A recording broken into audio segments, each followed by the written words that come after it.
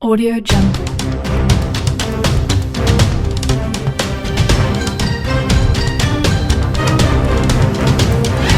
Audio Jungle.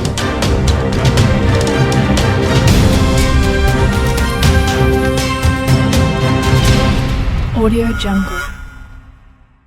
Many of us who missed out on trick-or-treating last year are planning to make up for lost time. Searches for Halloween-related products are up 235% on 2020, according to arts and crafts retailer Hobbycraft, while luxury children's party site Mary Mary says Halloween sales have increased by more than 100%.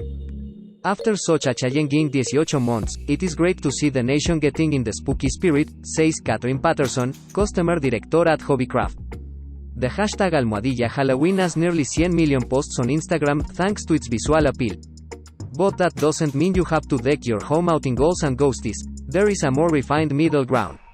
Paula Sutton, author of Hill House Living, is a big fan of the season for the decorating opportunities it provides.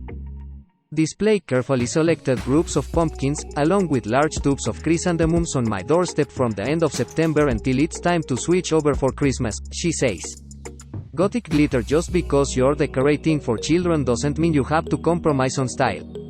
To start with, don't limit your Halloween color scheme to orange and black.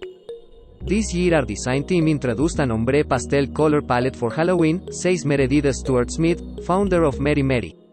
This sits comfortably in a more neutral home setting yet introduces a festive and playful note to the season. She added that a fun activity with the kids is baking tie-dye ghost biscuits to go along with the pastel theme.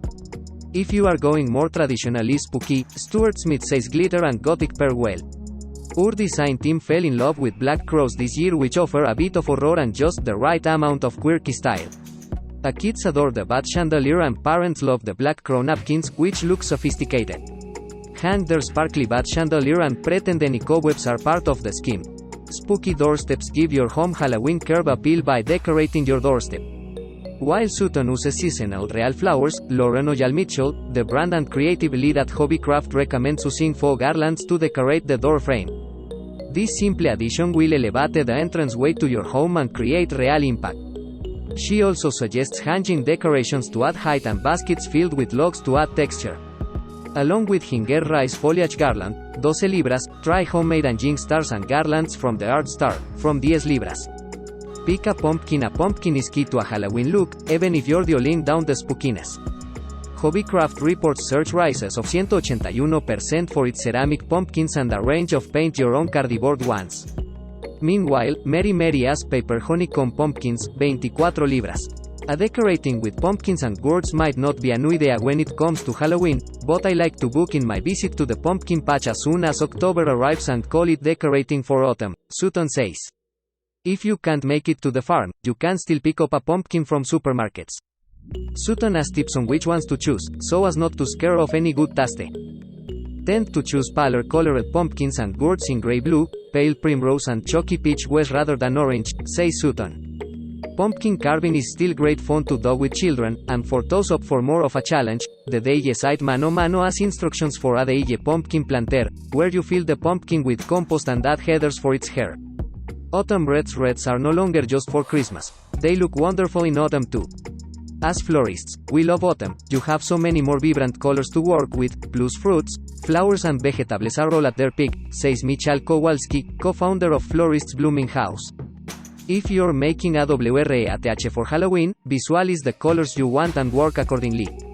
You can have fun foraging in the countryside, look out for dried leaves and horse chestnuts on the ground.